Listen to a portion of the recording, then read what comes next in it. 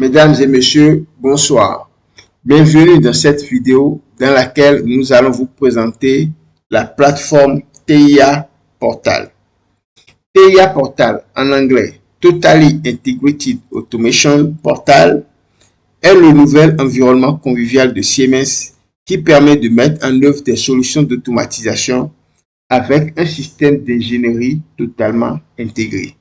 Il comprend des logiciels comme StepSet, qui nous permet de programmer les automates Siemens, le WinCC, qui nous permet de configurer des interfaces homme-machine, ou encore le logiciel StatDrive, qui nous permet de paramétrer les variateurs de marque Siemens. Après l'installation de la plateforme TIA Portal, vous pouvez l'ouvrir en double-cliquant sur l'icône qui s'affiche sur le bureau. Après l'ouverture, nous avons une fenêtre du genre. L'environnement du travail se comporte essentiellement de deux vues.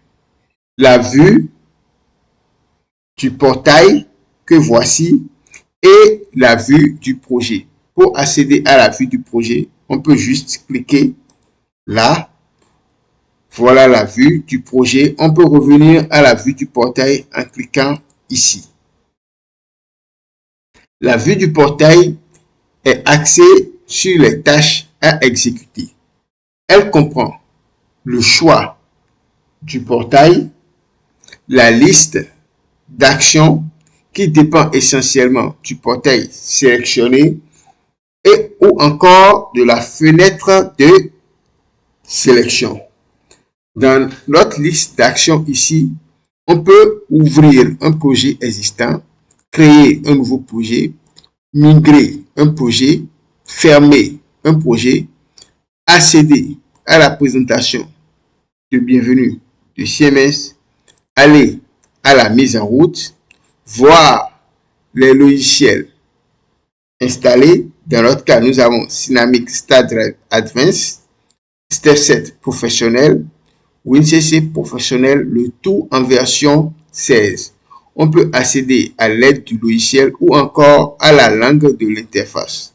Comme vous pouvez le constater, nous avons le choix entre la langue anglaise et la langue française. Dans la vue du projet, nous avons le menu et notre barre d'outils.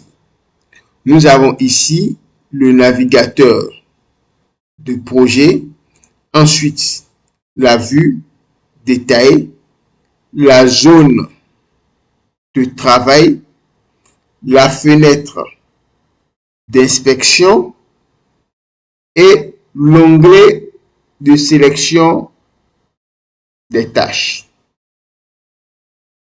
Au niveau de notre barre d'outils, nous avons cette icône qui nous permet de créer un nouveau projet, celle-là qui nous permet d'ouvrir un projet existant, celle-là qui nous permet d'enregistrer le projet en cours, cette icône qui nous permet de faire une impression, celle-là qui nous permet de faire un coupé ou un copier ou un coller en fonction de l'icône choisie. Ensuite, cette icône nous permet de compiler notre programme utilisateur pour savoir si elle contient des erreurs ou pas, de charger le programme depuis l'ordinateur dans l'appareil concerné. Celle-là nous permet de récupérer plutôt le programme dans l'automate, par exemple, sur notre PC, de lancer la simulation pour voir comment notre programme fonctionnera en mode réel. Cette icône nous permet de faire la liaison en ligne, c'est-à-dire d'établir une liaison entre notre automate et notre PC, par exemple. Celle-là nous permet d'interrompre la liaison en ligne. Grâce à cette icône, nous pouvons démarrer notre CPU ou l'arrêter. Ensuite, nous allons voir quelques paramètres usuels. de la plateforme.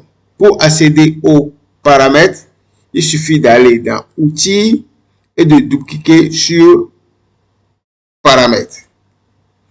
Et nous avons les paramètres qui s'affichent. Dans l'onglet Général, on peut avoir les paramètres utilisateurs. Ici, nous avons le nom d'utilisateur. Nous pouvons choisir la langue de l'interface, comme vous le savez déjà, entre anglais et français.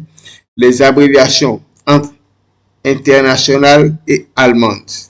Dans la suite, vous allez mieux comprendre c'est quoi le rôle des abréviations. Dans les paramètres généraux, ici, on définit le nombre de logiciels récents à afficher dans la vue du portail. On peut l'augmenter ou bien le diminuer. Moi, je laisse à 8.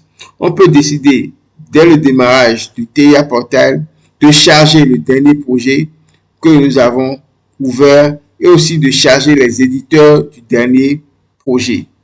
Ensuite, dans la vue de démarrage, nous pouvons faire le choix de démarrer TIA Portal par la dernière vue utilisée ou de choisir la vue du portail ou bien la vue du projet. Nous verrons aussi les paramètres de programmation API. Ici, ce que nous aimerions vous montrer, c'est que au niveau de la représentation des opérandes, on peut décider que les opérandes soient représentés de façon symbolique et absolue ou de façon symbolique tout court ou bien de façon absolue. Mesdames et messieurs, nous sommes à la fin de notre présentation. Nous vous remercions sincèrement pour le temps que vous nous avez accordé.